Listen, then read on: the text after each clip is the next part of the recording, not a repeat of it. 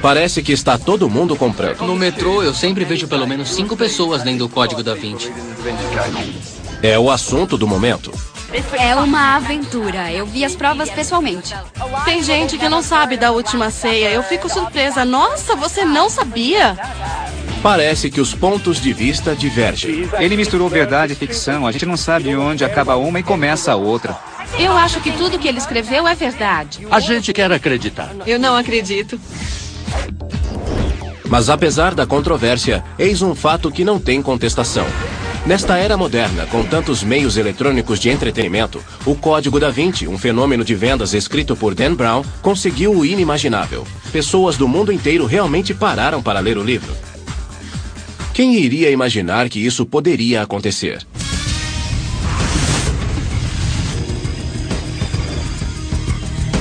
Da Vinci decodificado. Fato. O Código da Vinci vendeu mais de 25 milhões de cópias no mundo todo. Fato. A Igreja Católica ficou realmente abalada com a popularidade do livro. Em março de 2005, o cardeal Tarcísio Bertone foi eleito para liderar uma campanha de boicote ao Código da Vinci e para falar publicamente contra um dos seus conceitos centrais: o de que Jesus teria se casado com Maria Madalena, gerando uma linhagem de descendentes que continua até hoje. Na sua página de abertura, o livro afirma que a existência de uma misteriosa sociedade secreta chamada Priorado de Sião é um fato.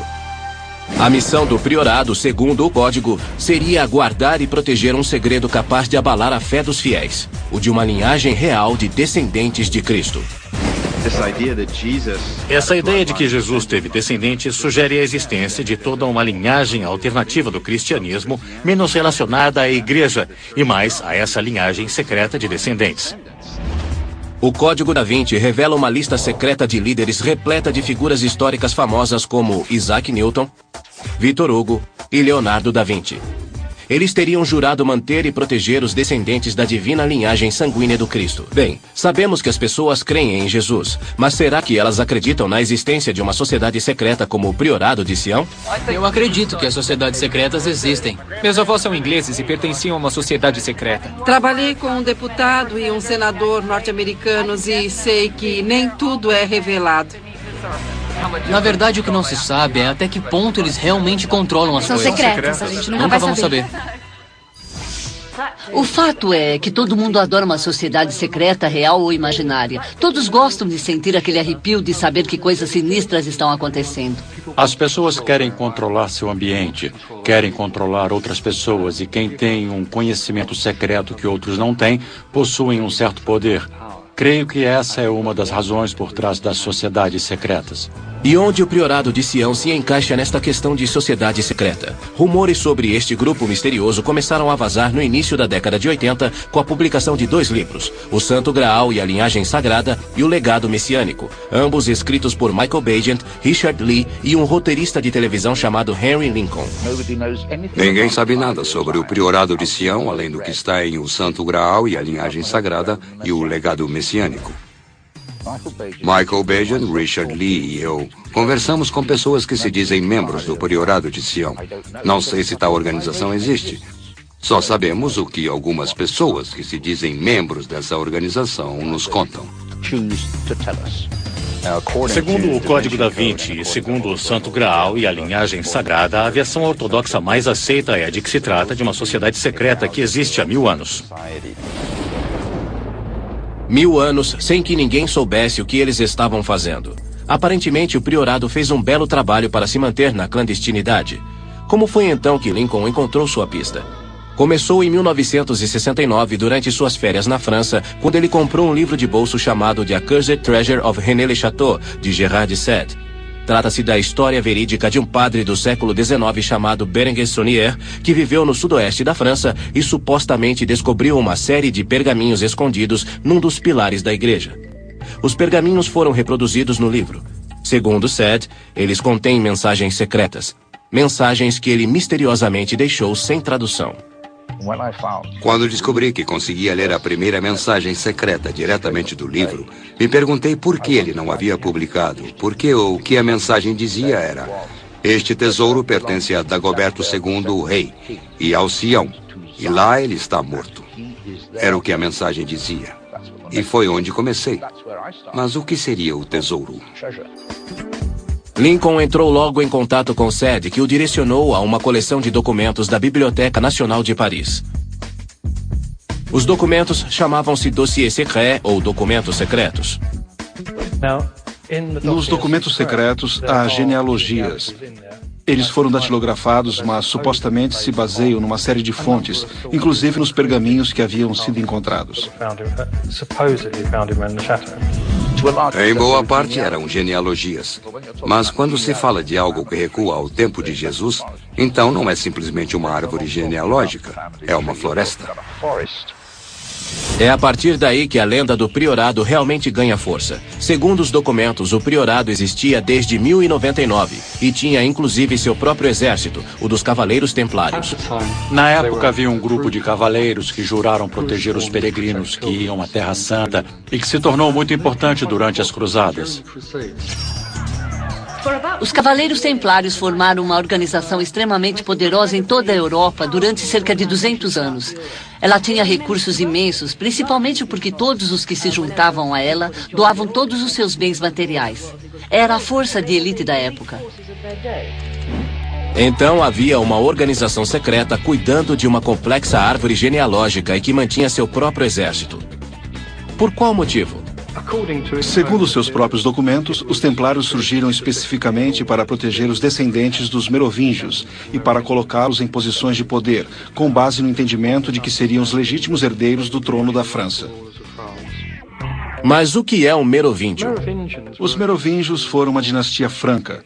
Eu digo franca em vez de francesa porque a França não existia na época, mas seu território era em boa parte o que é hoje a França moderna. O primeiro rei da linhagem merovíndia foi Meroveu, governante dos reinos francos no início do século V. É mais fácil encontrar lendas do que fatos sobre Meroveu. Como, por exemplo, a que diz que seu pai era um peixe. Foi essa a lenda que colocou na cabeça de Henry Lincoln uma ideia muito explosiva. Estávamos na minha casa conversando sobre isso, e alguém comentou que havia algo estranho sobre os merovingios. Nessa hora, pode-se dizer que a ficha caiu. E o peixe, é claro, foi um dos primeiros símbolos de Jesus. Estaríamos falando sobre descendentes de Jesus? E foi assim que a ideia surgiu. Lincoln e seus colegas autores acreditavam ter encontrado mais uma ligação entre Jesus e os merovingios. Eles alegam que o merovingio, chamado Teodorico, foi coroado líder de um principado judeu na antiga região de Septimânia, no sul da França. Disseram também que ele era conhecido como Rei dos Judeus e que era um descendente direto da casa de Davi, o que o colocaria no ramo genealógico dos descendentes de Jesus. Daí nasceu também a hipótese controversa por trás de o Santo Graal e a linhagem sagrada e mais tarde do Código da Vinci de que os merovingios seriam os reais descendentes de uma união entre Jesus e Maria Madalena e de que o priorado de Sião fora criado para proteger tais descendentes. Mas o que é que tudo isso tinha a ver com Berenguer Saunier e René Le Chateau? Para isso teríamos que voltar a 679 d.C., quando o rei merovingio Dagoberto foi assassinado. Conta-se que o filho de Dagoberto foi salvo e levado em segurança à casa de sua mãe, que seria hoje o vilarejo de René Le Chateau, onde Saunier aparentemente encontrou um tesouro. O que nos traz de volta à mensagem secreta que Henry Lincoln encontrou no livro de Gerard de Sède. Seria a linhagem secreta o verdadeiro tesouro de René Le Chateau? Essa descoberta transformou o pobre Saunier num homem rico? Os documentos secretos não oferecem resposta, mas sim uma lista que inclui alguns dos nomes mais famosos da história. Sua participação nessa lista não só coloca em questão suas vidas e carreiras, mas desafia a história da humanidade como a conhecemos.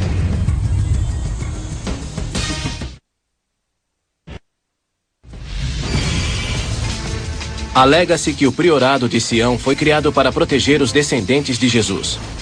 Bom, qualquer sociedade secreta que se preze precisa de um líder com um bom plano para manter a atenção de todos concentrada no que interessa. Os documentos secretos dizem que no priorado de Sião, o manda-chuva era o Notonier, que em francês antigo significa navegador. Com o tempo, essa pessoa passou a ser conhecida apenas como Grande Mestre. Na época da investigação de Henry Lincoln, o cargo pertencia a um homem chamado Pierre Plantard. Tenho que admitir que o Sr. Plantard, que se dizia o Grande Mestre, era uma pessoa encantadora. Nós nos demos muito bem. Mas o nome de Plantard era apenas um numa longa lista que remontava a 1188. Uma lista respaldada nos documentos secretos com nomes de peso, como o de Botticelli, um dos maiores pintores do início da Renascença, Victor Hugo, autor de O Corcunda de Notre Dame e Os Miseráveis, o famoso cientista Sir Isaac Newton e, é claro, Leonardo da Vinci. Esses, a maioria das pessoas conhece, mas alguns outros, como Jean de Saint-Clair ou Johann Valentin Andrea, provocam olhares perplexos. Alguns acreditam que essa mistura de famosos e desconhecidos dá à lista veracidade. Se você fosse fazer uma lista, incluiria desconhecidos? Há certas coisas que grande parte das pessoas na lista tem em comum. Na maioria são alquimistas, por exemplo. Ou pelo menos se envolveram no que a igreja antigamente chamaria de experiências heréticas. Este belo rapaz, por exemplo, Nicolas Flamel, supostamente o grande mestre do priorado entre 1398 e 1418. Recentemente ele voltou à fama como personagem do primeiro livro de Harry Potter. Nicolas Flamel é o personagem que dá a Harry Potter a Pedra do Feiticeiro. Na realidade, é a pedra filosofal que todos os alquimistas procuravam, porque imaginavam que com ela poderiam transmutar chumbo em ouro. Mas o que ele teria a ver com alguém como Isaac Newton, que foi um cientista e matemático do século XVII e um sujeito bastante sensato? Afinal, foi ele quem nos deu a lei da gravidade, não foi? O estudo científico pelo qual ele é famoso é uma parte minúscula do que ele escreveu. Todo o restante foi dedicado à exploração da simbologia bíblica, da mitologia profética. Sabemos que, além da gravidade e da ótica, ele se interessava também pela alquimia, de forma que tinha interesses que chamaríamos de esotéricos e ocultos. Mas o nome da lista que nos interessa é Leonardo, claro. Até recentemente, o nome evocaria este rosto. Mas no século XV as coisas seriam ligeiramente diferentes. Vamos continuar chamando-o de Leonardo. Por quê? Porque os especialistas ficam aborrecidos quando ele é chamado de Da Vinci. Da Vinci, na realidade, refere-se à cidade de Vinci, onde Leonardo cresceu. Chamá-lo de Da Vinci é como dizer que ele é de Vinci. Em vez disso, as pessoas o chamam de Leonardo, que é o seu nome. Mas conseguiria esse famoso pintor e cientista dirigir uma sociedade secreta durante 9 anos, como alegam os documentos secretos? Ele nasceu nesta casa em 1452 como um intruso. Ele foi o fruto de uma relação extraconjugal entre um tabelião e uma camponesa. Enquanto ele estava crescendo, não teve acesso a muitas profissões porque era filho natural. Não poderia, por exemplo, ter sido advogado ou médico. Ele se mudou para Florença quando era rapaz e ingressou no ateliê de Andrea Verrocchio, que era um dos artistas e escultores mais proeminentes de Florença na época. Botticelli era outro aprendiz do mesmo ateliê, também na lista dos grandes mestres. A primeira grande chance de Leonardo ocorreu em 1472, quando ele pintou o Anjo da Frente e parte da paisagem no Batismo de Cristo de Verrocchio. Verrocchio teria dito que o trabalho de seu aluno era tão melhor que o seu, que ele jurou nunca mais pintar. A fama de forasteiro rebelde de Leonardo continuou crescendo. Em 1482, o abastado Duque de Milão contratou os serviços de Leonardo.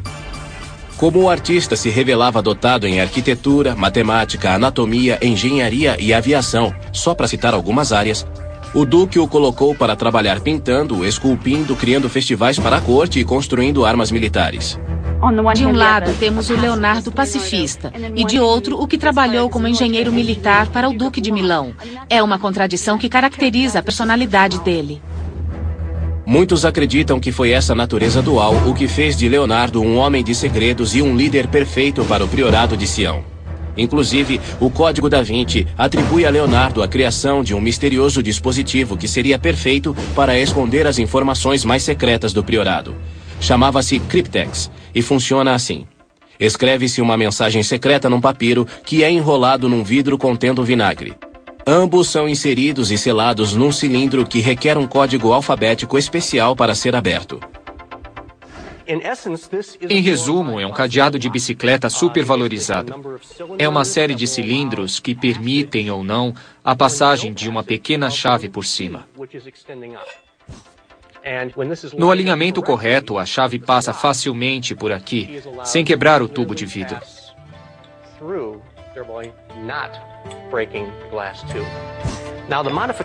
O que é diferente no Cryptex é que a chave é um pequeno braço articulado. A ideia é de que com um tubo de vidro lá dentro, quando a chavinha for empurrada, vai entrar e quebrar o tubo de vidro.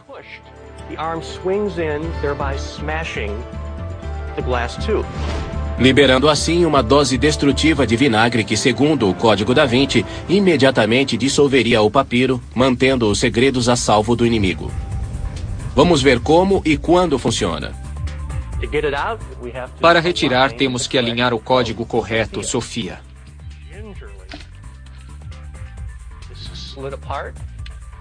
Isso então sai com facilidade e encontramos nosso frasco de vinagre intacto, assim como a mensagem escrita no papiro. Ótimo, mas se você errar o código, o mecanismo vai quebrar o vidro? O vinagre vai dissolver o papiro? E será que Leonardo inventou mesmo um dispositivo assim? Agora vejamos se ele teria realmente salvado os segredos do priorado de mãos inimigas.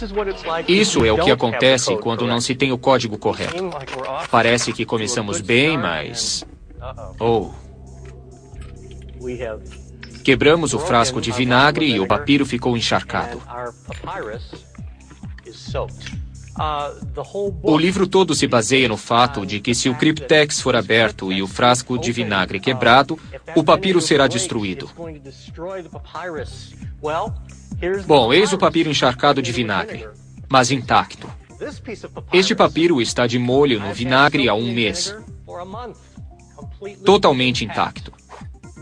Água rasa. Intacto. Ácido muriático. Afetou um pouco o papiro depois que ele ficou mais de 24 horas de molho. O Cryptex realmente é uma grande invenção, na imaginação de alguém. Eu queria informações sobre como fazer um Cryptex a partir dos desenhos do próprio Leonardo, mas eles não existem. Então Leonardo não estava escondendo segredos do priorado no Cryptex. Será que eles estariam ocultos na sua misteriosa escrita invertida? Já se especulou que um dos motivos, além do fato de ele ser canhoto, pelos quais escrevia na estranha criptografia de espelho, seria que ela funciona muito bem para ocultar ideias. Isso foi muito antes das leis de direito autoral, quando não se podia ter certeza de que a invenção não seria copiada. Mas onde estaria Leonardo escondendo os segredos do priorado? O Código da Vinci diz que uma das principais pistas pode ser encontrada numa das suas obras mais famosas, A Última Ceia. O afresco foi encomendado a Leonardo por um convento de Milão por volta de 1495. A imagem mostra o momento em que Jesus diz aos seus discípulos que um deles irá traí-lo.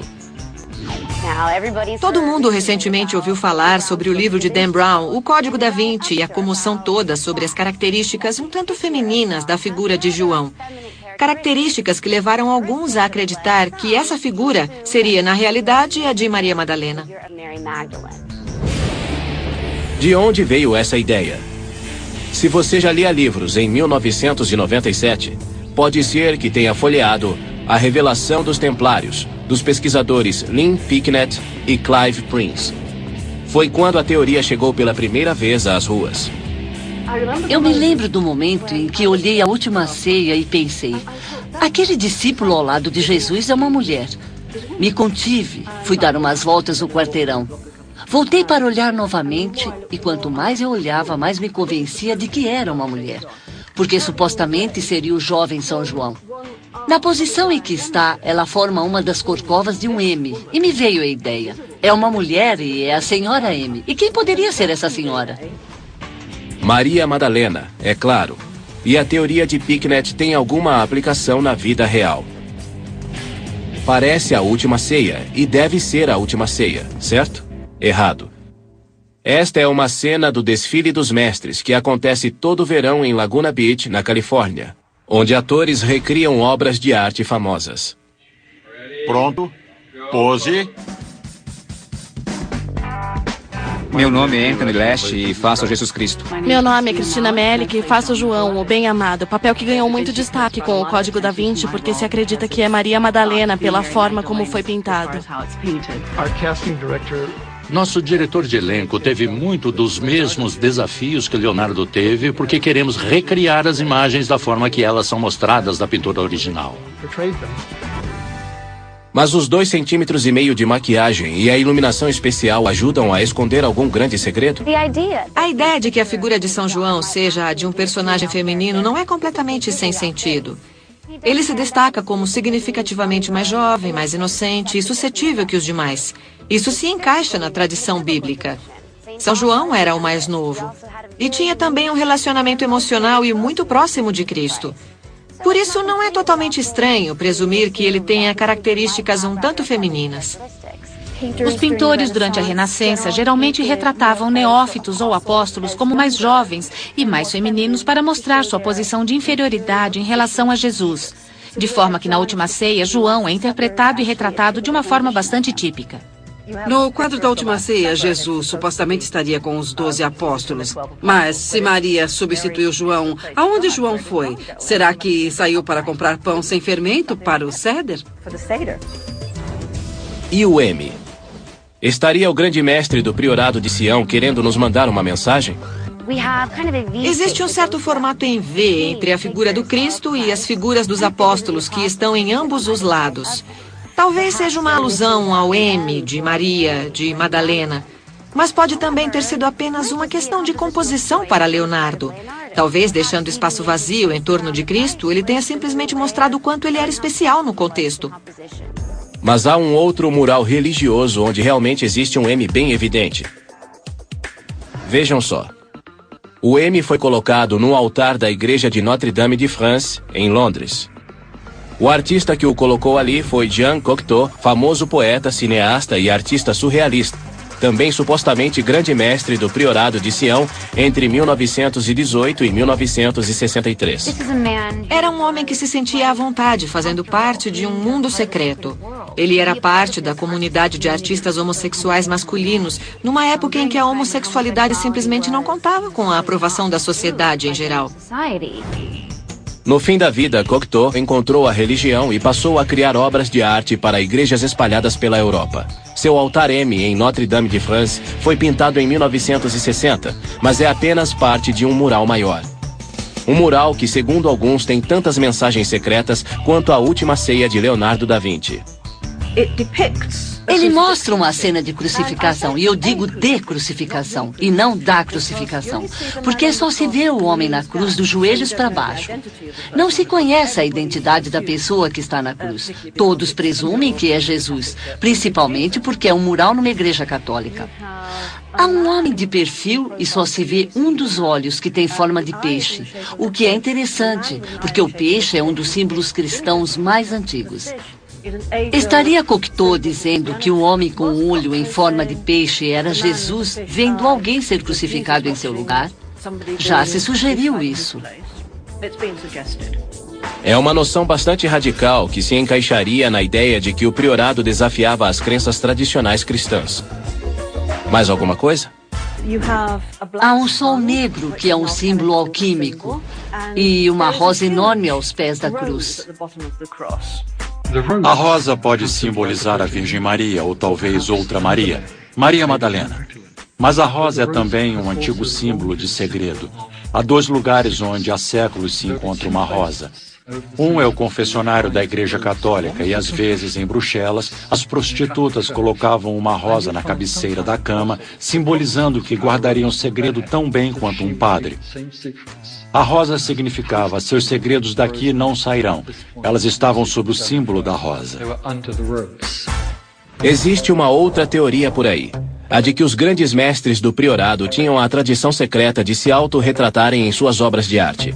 Alguns dizem que esta figura na Adoração dos Magos é um autorretrato de Leonardo da Vinci e que uma versão mais velha do artista aparece em A Última Ceia.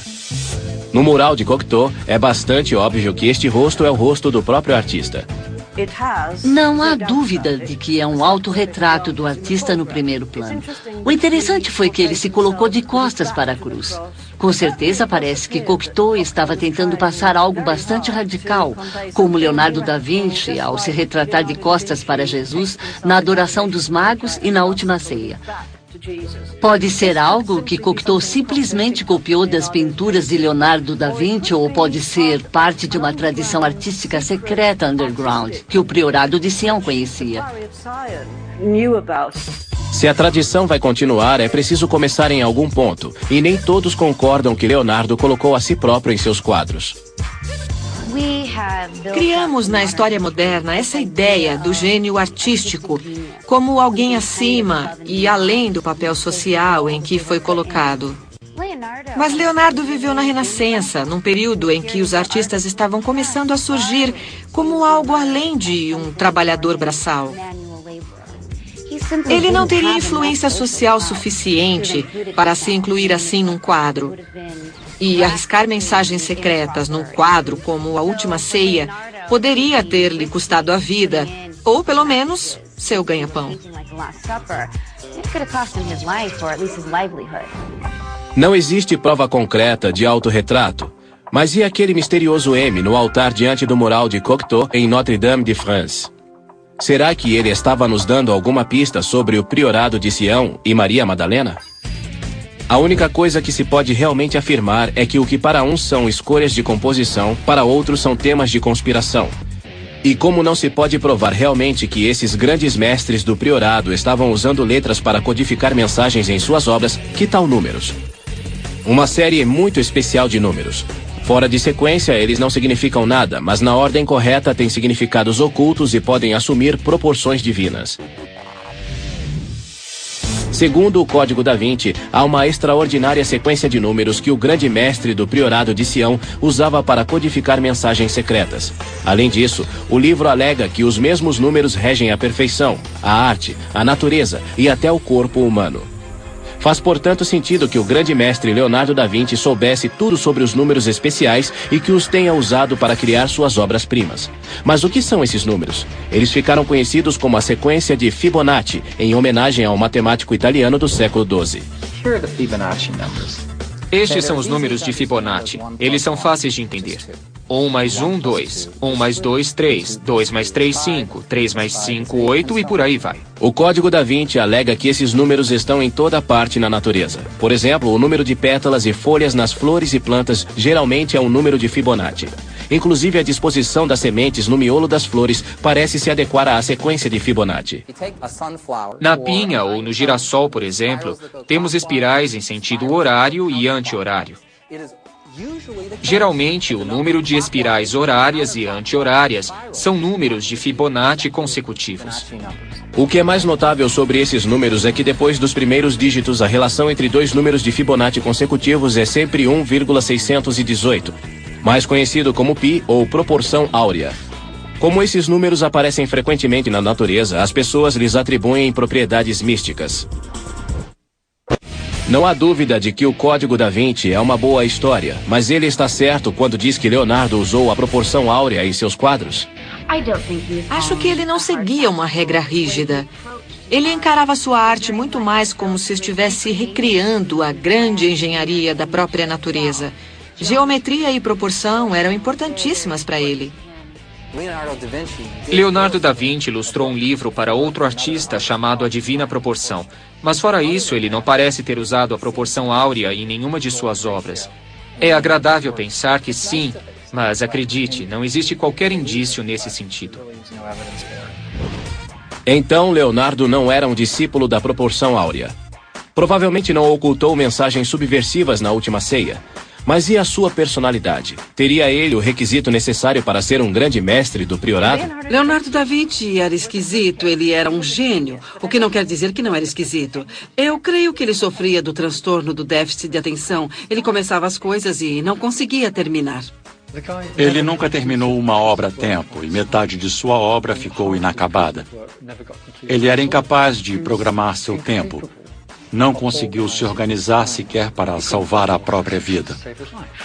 Dá para imaginar alguém assim como o grande mestre de uma organização secreta. Ele acabaria esquecendo as atas. Mas e os outros 25 grandes mestres na famosa lista do Priorado de Sião? É o tipo de lista grandiosa que se monta com nomes fantásticos para criar um pedigree maravilhoso. Botticelli, Victor Hugo, Claude Debussy, Jean Cocteau. Isaac Newton e Leonardo da Vinci. Suas histórias foram extremamente bem pesquisadas e ninguém encontrou sequer um documento relacionado ao Priorado de Sião. Embora a lista esteja repleta de alquimistas, artistas e pensadores radicais, aparentemente eles só têm uma coisa em comum. Estão todos na lista. Eu acho que é divertido, eu vou criar umas listas assim. Tipo, as 6 etapas até Kevin Bacon. É assim que é a lista dos grandes mestres. Alguém então falsificou uma lista inteira de grandes mestres. Será que toda a história do Priorado de Sião foi inventada? Há dois extremos na forma de ver o Priorado do Sião. Uma é a de que ele é o que dizem os documentos secretos, uma sociedade secreta que existe há cerca de 1000 anos e que está por trás de alguns dos acontecimentos mais importantes da história europeia. A outra visão é de que tudo é uma farsa. Seria o Priorado de Sião uma antiga organização que jurou proteger a linhagem de Jesus 1000 anos atrás ou uma farsa bem elaborada? Mostramos que a lista de grandes mestres do Priorado é no mínimo questionável. E que tal alguns dos outros documentos secretos? Principalmente informações dos pergaminhos codificados que o padre francês chamado Berenguer Saunier supostamente encontrou em René Le Chateau em 1891. Logo depois dessa descoberta, o padre se tornou misteriosamente rico. Saunier morreu em 1917 e o interesse na sua história aparentemente morreu com ele. Isso até o fim da Segunda Guerra Mundial, quando sua propriedade foi comprada por um homem de negócios chamado Noel Corbu. Noel Corbu resolveu transformá-lo num hotel. O problema é que René Le Chateau fica no topo de uma colina, a quilômetros de lugar nenhum. Ele teve que fazer alguma coisa para atrair os hóspedes. Em janeiro de 1956, Noel Corbu deu uma entrevista a um jornal da cidade. Ele descreveu como Saunier encontrou o tesouro. Os visitantes vieram e o hotel ganhou rios de dinheiro. A notícia chegou aos grandes jornais, a história toda foi divulgada. Noel Corbu inventou a história, sem a menor dúvida. De que outra forma o padre teria arranjado todo aquele dinheiro? A maior parte do dinheiro veio de um esquema que ele mantinha de rezar missas para os mortos. Existem provas de que ele era pago para rezar centenas de missas por dia. Apesar disso, a lenda de Saunier e seu tesouro foi crescendo com o passar dos anos, e um misterioso cavalheiro começou a visitar René Le Chateau no início da década de 1960. Seu nome? Pierre Plantard. Parece familiar? Vamos voltar ao programa 20 minutos atrás e vocês vão se lembrar. O Sr. Plantard de Saint-Clair alegou que seria o grande mestre do Priorado de Sião. Plantard foi o homem que se apresentou como grande mestre do Priorado no início das investigações de Henry Lincoln. Mas quem seria esse sujeito? Sabemos que ele nasceu em Paris em 1920 e que era filho de um criado. Ele teve sonhos de grandeza a vida toda, sempre montando sociedades e organizações. Como a Ordem de Cavaleiros que ele criou na década de 1940, chamada Alpha Galatis, ou outra registrada em 1956, chamada, adivinha o quê? Priorado de Sião.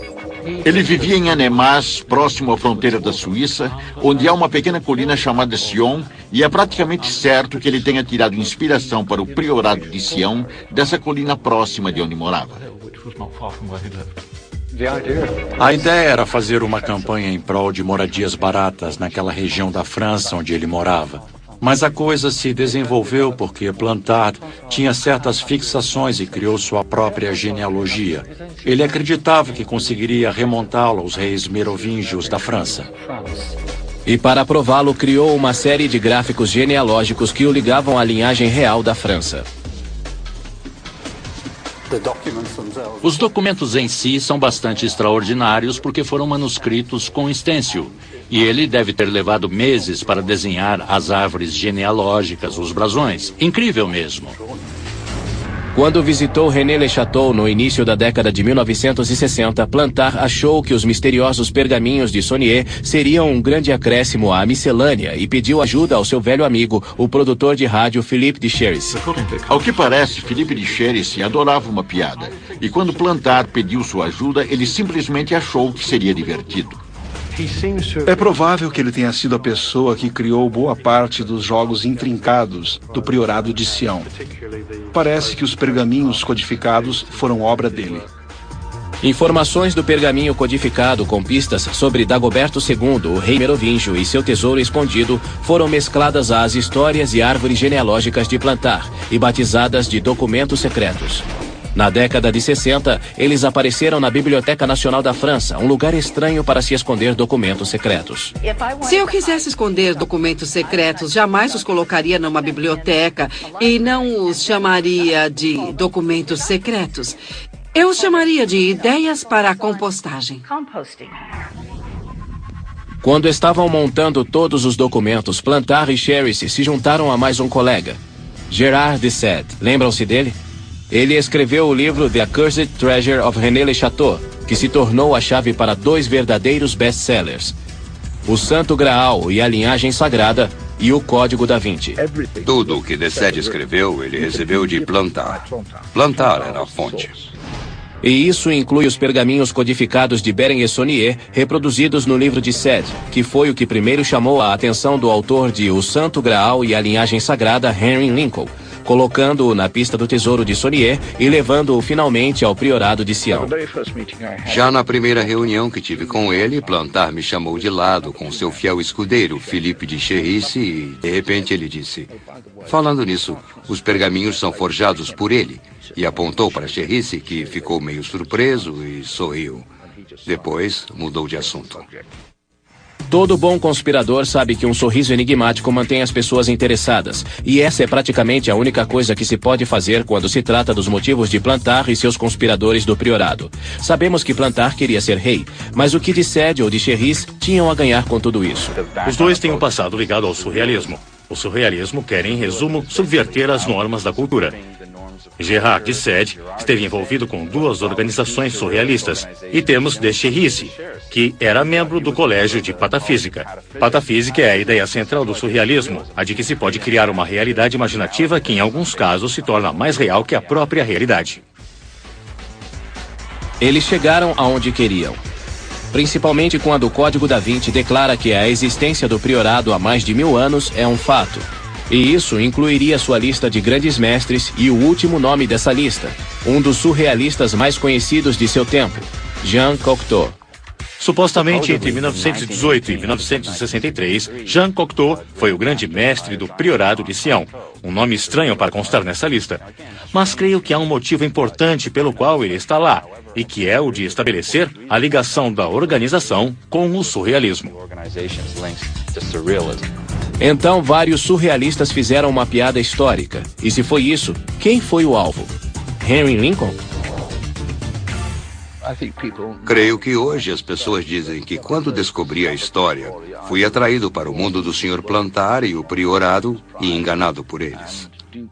Conversa. Já deixei claro que não acredito em nada. A única coisa original na hipótese de o Santo Graal e a linhagem sagrada foi a descendência de Jesus. Não importa se é verdade ou não. O que importa é que, aparentemente no passado, havia quem acreditasse que isso era verdade. Quando a hipótese de Lincoln chegou ao público, o Priorado de Sião acabou gerando algo ainda maior e assumindo proporções que o próprio Pierre Plantard não conseguia controlar. Em 1982, sua história e sua linhagem merovingia foram incorporadas ao best-seller O Santo Graal e a Linhagem Sagrada. o conto do Priorado de Sião vem a público pela primeira vez, com alguns toques adicionais para os quais o próprio Plantar não estava preparado. A teoria mais famosa para o motivo pelo qual os merovingios eram considerados tão importantes seria sua descendência de Jesus. Isso deixou Plantar horrorizado. Ele achou um sacrilégio e negou tudo. Ele não tinha nada a ver com aquilo. Ele ficou revoltado por ter sido usado dessa forma. Se afastou do priorado e mais tarde admitiu que ele próprio havia criado os documentos. Pierre Plantar morreu em fevereiro de 2000, mas embora o Priorado de Sião não tenha sido criado para guardar o casamento secreto entre Jesus e Maria Madalena, muitas outras teorias sobre seu objetivo continuam surgindo. Tudo parece indicar que o Priorado de Sião não existia antes de 1956. Mas ele funcionou como fachada de outras sociedades, para que estas pudessem fazer certas coisas. E o que mais se destaca, por estranho que pareça, são os movimentos pela União Europeia. Os que ainda procuram uma boa conspiração do Priorado de Sião terão muito o que encontrar. Julgando pelo número de turistas que viajam à Europa atualmente inspirados pelo Código da Vinci, parece que muita gente adoraria descobrir alguma trama secreta do Priorado. E o principal lugar para encontrar pistas do cálice sagrado é o Museu do Louvre, em Paris. Atualmente as pessoas vêm visitar o museu com a ideia específica de olhar os quadros de Leonardo da Vinci por causa do livro e das ideias que ele evocava. Alguns vêm visitar o Louvre trazendo uma cópia do Código da Vinci. Outro ponto turístico preferido de Paris é a igreja de Saint-Sulpice, onde os fãs do código vêm verificar o marcador de bronze no piso. Seria realmente a mítica linha rosa que o livro descreve? Uma pista-chave na caçada ao priorado? E será que ela teria origens pagãs? A data é claramente 1743, de forma que ela não é um vestígio de antiguidade como o Sr. Dan Brown alega. Mas quem sabe ele não consegue ler números romanos. O livro também alega que esta linha é o primeiro meridiano original, marcando a longitude zero. Uma chave para os cálculos de geógrafos e cientistas na hora de mapear e medir o mundo. Na realidade, essa fita metálica no chão é um instrumento astronômico chamado gnomo. A luz do sol brilha por uma lente cruzando a linha ao meio-dia todos os dias. O dispositivo foi instalado quando a igreja foi construída para que o padre pudesse calcular a Páscoa.